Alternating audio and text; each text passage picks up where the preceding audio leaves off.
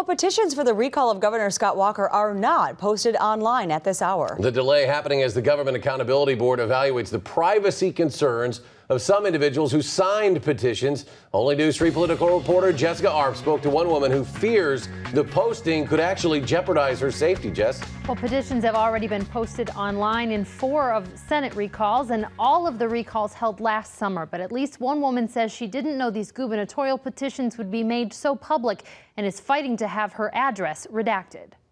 I would not want this guy to come after me. I've already had enough trouble with him. Concern for her safety, Jane, as we're calling her to protect her identity, has been wringing her hands. There's a lot of things that I'm very concerned about, and that's why I signed the petition, but I didn't believe that I was going to be at risk. The risk goes back years to domestic violence and harassment, and Jane is now worried the man who hurt her could find her if the address she put on a recall petition is posted. Technically speaking, the law states that it's public information, but the law does not state that it's okay that it be posted online and in any database. The petitions signed by Jane and others have been scanned by the GAB and were supposed to be posted Monday on their website.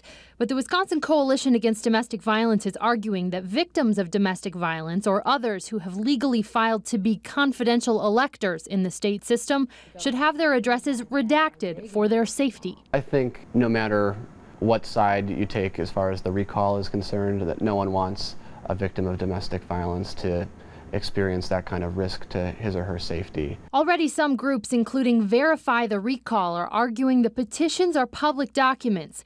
Jane says she didn't realize it would be this public. Why would you sign something that would be considered a public document and think that your name wouldn't be made public? Because basically, the reason why they ask for the address and other information is because they need to verify it.